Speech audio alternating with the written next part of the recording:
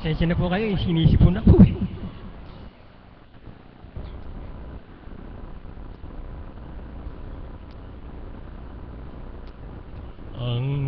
Ang... Hello, Mike.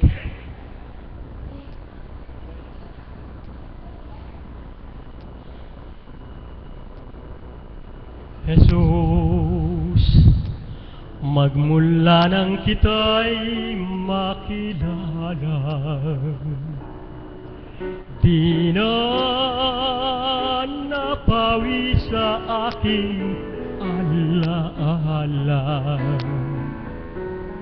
At kung tayo'y magkalayo, Jesus kong mahal, luhay di na natuyo sa aking mga mata. At kung sa iyong dambana may dumapong ibon, Jesus, kausapin mo at ako ay yaon. Nagbabalik sa'yo't umihingi ng lingap, sugatan ng puso, dibdib ko ay wasak. O Jesus kong mahal, patawarin mo ako ay susuyuin kita't mamahalin, magpahanggang libing. O Jesus ko, mahal kita habang ako'y may hininga. Ang puso ko't kaluluwa ang may-ari. Ikaw divine mercy. Salamat po.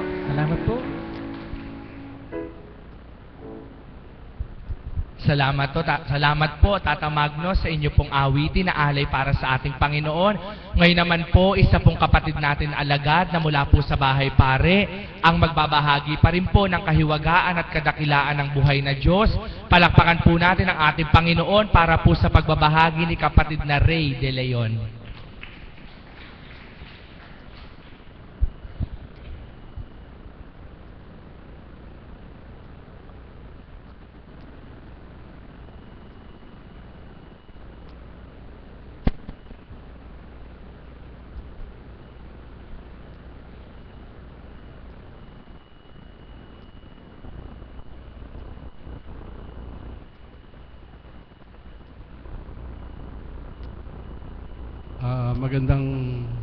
Magandang umaga po sa atin lahat sa gabing ito. Gaya ko po. Kasi po, may babahagi ko yung naging kaligayahan ko mula sa kahiwagaan at kadakilaan ng Ama. Disyembre po, na noong nakaraang last December 16, 2011, ako po ay hirang bilang isang alagad. Kaya po ako pag dumadatal ng December, ay talaga po ako yung nagiging lubos ang kaligayahan. At ang kahiwagaan na dumating sa akin ay na hindi ko na po mabilang kung gaano kadami. Ang isa pong kahiwagaan, 2011 po, December 16, nahiram po ako bilang alagad, ay hindi na po ako bumalik sa dati kong hanap buhay. Dahil bago po ako naging alagad, nakakadilig na po ako sa mahal na apo na lahat ng mga hinirang niyang alagad mula sa kaama-amahan hanggang kaapu-apuhan ay hindi ko pababayaan. Ito po ang isa kong pinanghawakan at pinagtibay ko hanggang sa ngayon. Kaya po, kaligayahan ko na isa, di po ako naghahanap buhay. Pero po, para mas ginhawa po akong kumilos ngayon kaysa dati kong buhay. Bakit ko po nasabi? Kagaya po ng December 26 po ay kaarawan ko. Dati, pag December 26, umaga pa lang, nakatipo na ang mga kabarkada. Dahil ako po isa sa pusakal na manginginom. Ang kaligayahan kong nadadama noon, pagka umaga hanggang gabi. Pero pagdating po ng matutulog ka na, maalala mo na yung tinabukasan, ano na ba yung nangyari, ano ba yung naganap. Pero ngayon po, kung ako'y sumuko na sa Kanya, binigay ko na sa Kanya ang aking sarili. Ngayon po, tuwir ako maipagmamalaki sa inyong lahat na panatag po ako nakakatulog, panatag po ako nagigising na walang iniisip.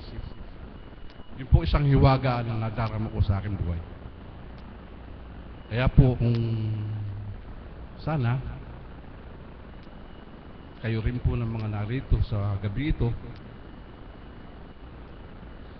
ay gawin nyo yung kagaya ng ginawa ko nung araw. Kasi po bago ako nahirang na isang alagad, nauna po naging alagad ang aking kabiyak na sa pagbibigil po nila nung mga siguro po huling taon o sabihin na natin 2010, nasasama na po ako sa pagbibigil. Noong pong nasama ako sa pagbibigil ay nagsimula po ako mangarap na maging isang alagad kasi nakikita ko po yung at nadarama kung paano ba sila niligayahan sa paglilingkod. Kaya po sana kayo bilang isang mga tagasunod, mga pasyente po na dumadako sa lugar na banal, pangarapin niyo po maging isang alagad kasi masasabi ko po napakasarap na maglingkod sa Ama. Ang ginawa niyo pong mga darama, mahirap pong ipaliwanag.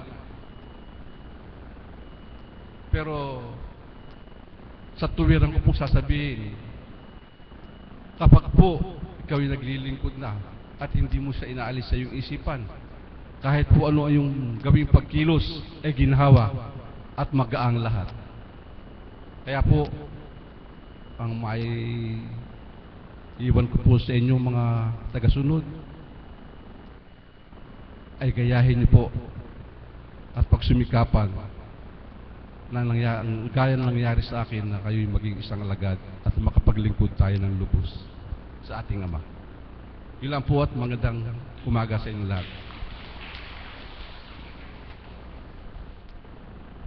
Maraming salamat po, mahal na kapatid na Ray.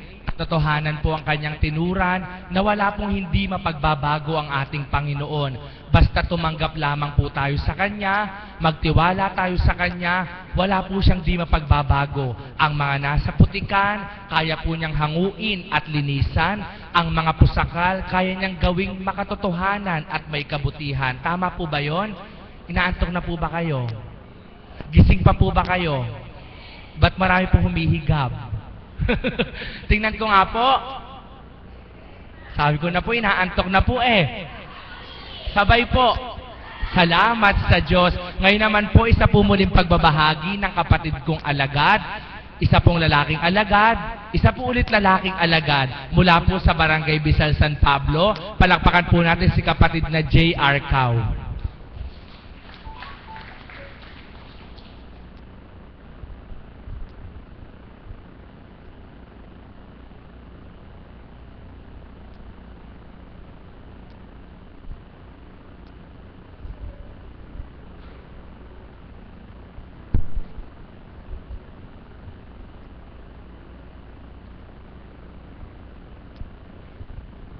Buhay po ang Diyos.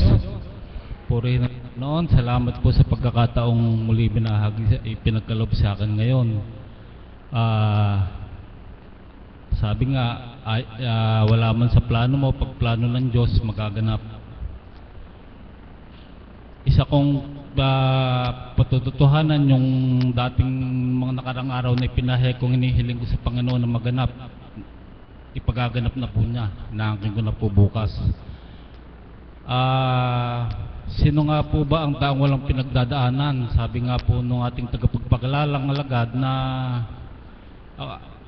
ako naman po sa buhay ko, yung buong isang taon bilang isang alagad, parang masasabi ko po, balanse ang ginawa ng Panginoon sa pagtanggap ng pagsubok at sa mga biyayang ipinagkaloob niya, parehas po. Kung paano ka pinagkakalooban ng mga material na bagay na biyaya at ng banal na espiritu, at kung paano ka binibigyan ng pagsubok, sapagkat ang hindi po ang katauhan ko ang nagre-resolve kundi ang banal na espiritu na kagaya po halimbawa ng may mga pagsubok akong talagang sa bilang tao ay kagalit-galit, subalit hindi po naganap sa buhay ko na talagang pinahintulot niya. Yun po ay hindi sa ganang katuwang ko kundi sa ganang banal na espiritu, sapagkat talaga pong nakita kong kumilos siya sa buhay ko na kung paano nga sa pagkilala ko sa kanya at sa pagtanggap ng kanyang espiritong banal nung taong 2005, talaga pong hanggang magpahanggang ngayon ang buhay po natin, ang buhay ng tao talaga pong para lang po tayong bangka na kuminsan tatagit-tagilid, subalit sa pagkilala natin sa Ama, gano'n man kalayo ang daungan, makakasagdad tayo. Yun po, katotohanan po iyon, sapagkat walang taong hindi dumanas ng mga bagay na pagsubok, maging ang mahal na Apo Kunching bilang kinalugdan ng Panginoon. At sa atin pong lahat bilang tagasunod, alagad, kaps, kahit po sino sa atin dito. Kaya po yung masasabi ko lang po sa inyo na patuloy na pagtitiwala sa nakilala natin sa dakong ito. Sapagkat talaga po tayo, nabilang po tayo sa mapalad na tinawagan ng Panginoon. At kung bakit ko po nasabi yon, sapagkat na sa kung saan dako man po ako napaparoon, talaga pong uhaw ang tao sa pagkilala sa Diyos na hindi alam ng nilalang na ang Diyos pala kumikilos na sa kanya, subalit hindi pa niya natatanggap sa sarili niya na pagkilos na ng Panginoon. Kaya po yung pong maibabalik ko sa Panginoon bilang pagkapit niya sa akin sa bawat araw, sa bawat taong nagdadaan, ito pong bagay na ito na patunayan sa inyo, na ipakilala sa inyo na talagang ang Diyos kumikilos sa taong nagtitiwala sa Kanya. Diyos na hindi nakikita, subalit ang Espiritu natadama at nangungusap po sa kaisipan natin kung malinis ang puso natin.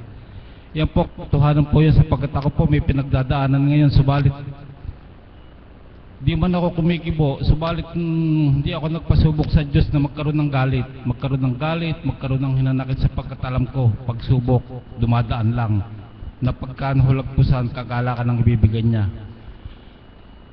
At ito pong pagkakataon na to, gusto kong pasalamatan ng Panginoon sapagkat bukas po mayroon kaming tutunguhang bilang magkakapatid sa Laman na kasama ko po sila kapatid na Mirna at si kapatid na Alan, na hinihiling ko po sa banal na Espiritu at sa katauhan ng mahal na Apo na hindi ito isang kasiyahan, kundi ipakilala sa aming mga kapatid sa Laman na kung paano ang Diyos kumikilos sa buhay ng tao, sapagkat ang buhay namin bilang isang mga naglilingkod sa Panginoon ay masaya sa mga bagay na wala ka man at sa mga bagay na pagsubok na dumarating. Hindi po kagaya ng aking mga kapatid na walang haba sa igangan tao sa paghahanap buhay, subalit walang kasiyahan, pagal na katawan, karamdaman, hindi nila nabibigyan ng pagkakataon na kung paano ipahinga ang katawang pagod at ang kaluluwang pagod. Yun po ang isang kong hinihiling sa Panginoon, na siya ang maghari, sapagkat sa bilang tao talagang hindi na po masaya kung hindi kasama ang Panginoon. Kaya inaangkin ko po sa gabing ito sa patnubay ng banal na Espiritu na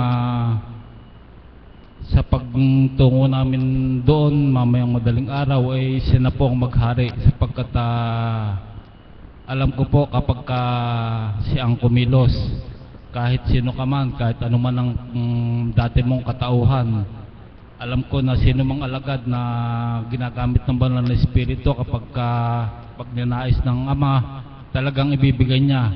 Lalo mabilis po niyang ibinibigay, lalo na tayo hahango tayo ng luwa na hindi man nakakakilala sa Panginoon. Kaya papurit pa sa salamat sa Ama sapagkat hiniling ko po yung pagkakataon nito na maraming sa bilang tao, marami kaming pindano, subalit hindi natupad. Itinapat po niya sa araw ng kaarawan ko kinabukasan sa December 29 sapagkat napakabuti nga ng Panginoon sapagkat maraming ang plano, subalit doon niya itinapat. At inaangkin ko po sa oras na ito yung basbas ng banal na espiritu sa katauhan ng aking mga kapatid, ganoon din naman sa katauhan ko na paghariin niya. Hindi po yung aming katauhan sapagkat yung pong tutunguhan namin yon, yung isa naming kapatid sa laman ay halos 15 taong nawalay sa amin. Pinahintulutan ng pagsubok na batid na yung kapatid na Mirna na kung paano na silang dalawang magkapatid ang naging instrumento ang naging halimbawa na kung paano dapat po magkahiwalay na sapagkat yung mga babahagi ko lang po ng konti yung nung mga panahon yung aking si Kuya Alan at si kapatid na Mirna ay nagtatrabaho sa ibang bansa, nag-ipon nga po sila ng salapi na talagang hindi naman po maliit na salapi kundi inabot na po talaga ng halos milyon nung silang dalawin nagtatrabaho. Pinahintulutan po yung kapatid ko na yon na masangkot sa isang pyramid scam na hindi namin alam lahat na ipinahintulot ng Diyos hanggang umabot na nga po kami ako ang saksi na yung kapatid ko na yon na aming tutunguhan ngayon, pinahintulutan din ng Diyos na mapiit sa piitan ng isang gabi. Babae po siya, yung pong pangatlo sa aking mga kapatid na babae. Subalit sa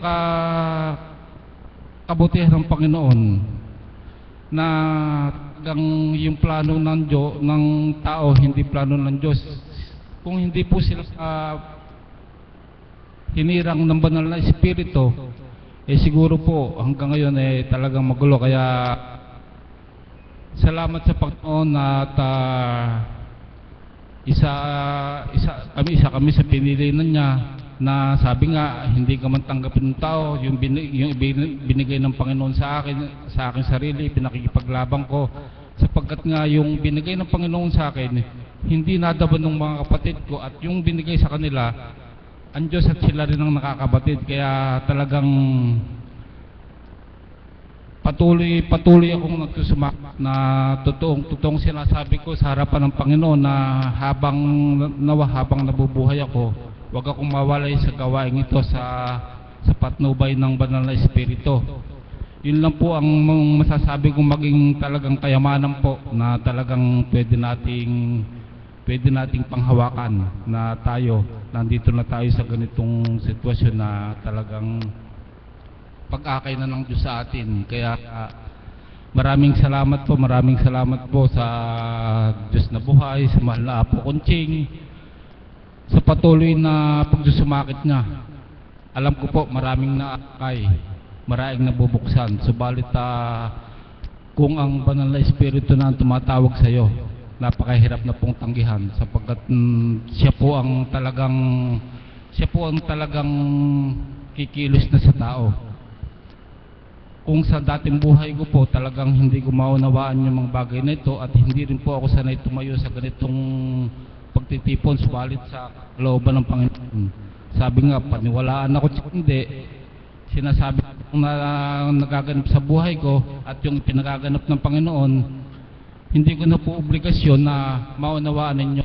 Subalit ang Diyos, ipauunawa po sa ating lahat kung ano nga po ba ang dakong ito na wala po tayong bilang isang gawaing itinatag ng Ama sa pamamagitan ng Banal na Espiritu. Nakikita po natin, pag nilayan po natin, wala pong kaganapan sa atin na sinisingil tayo o tayo ay nagdodonasyon ng ano, wala po. Kaya po talagang tayo sa bilang tao, may kalayaan po tayo magnilay. Kaya pasalamatan natin ang Ama, pasalamatan natin ng Anak at ang Banal na Espiritu na naririto ngayon na talagang sumasakop na po sa atin. Huwag na po natin palagpasin. Papuri sa iyo, dakilang Ama. Salamat po sa iyo sa pagkakataong ito. Sa katauhan po ng mahal na Apo Kunching. Inaangkin po namin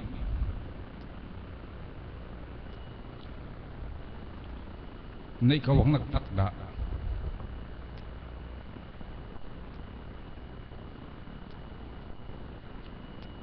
ng mga kapatid naming nagdadala sa mga pagsubok. Pagharian niyo po kami, bawon namin ng iyong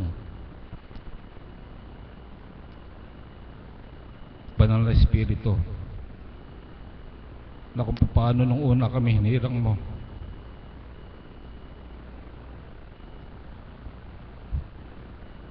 hinihiling ko po ngayon sa harapan ng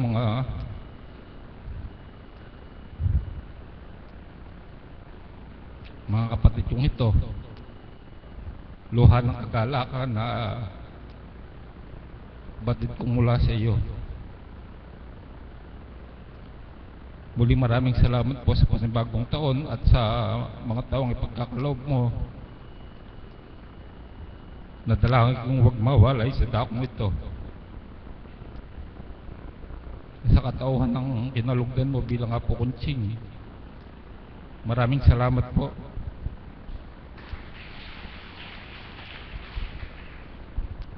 Maraming salamat po, mahal na kapatid. Katotohanan din po at katotohanan ng kanyang tinuran. Napakapalad po natin at maraming salamat sa ating Ama sa gawaing ito na sa atin ay handog at alay niya.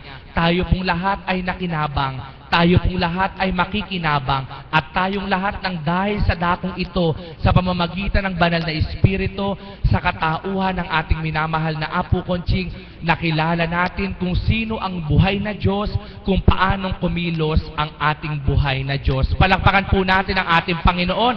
Last na lamang po.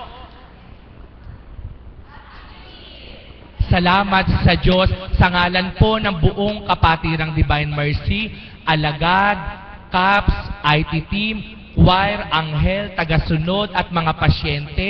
Nais po naming samantalahin ang pagkakataong ito upang pasalamatan po ang ating minamahal na Apo Kunching sa buong isang taong pong nagdaan. Ito po ang huling gawaing panggabi sa taong ito. Salamat po, minamahal naming Apo Kunching, sa buong isang taon po na sa lahat po ng nakamta namin, galak man po, lumbay man po, pagdalisay man po at pagsubok, di nyo po kami iniwan. Lagi po kayo sa aming tabi at nagbibigay ng liwanag.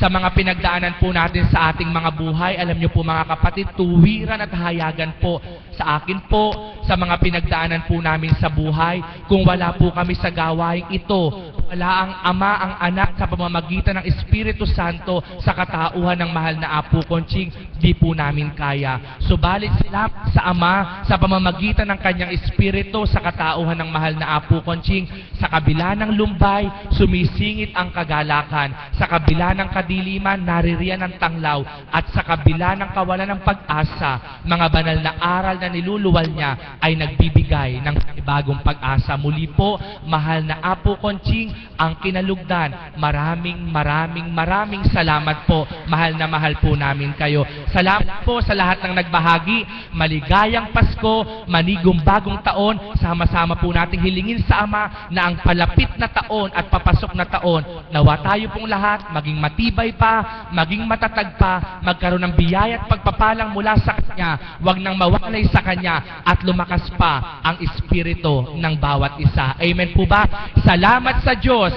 sa isang taong nakaraos. Magsitayo po ang lahat, maghawak-hawak ng kamay, at sama-sama po nating awitin ang panalangin itinuro ng ating Panginoon.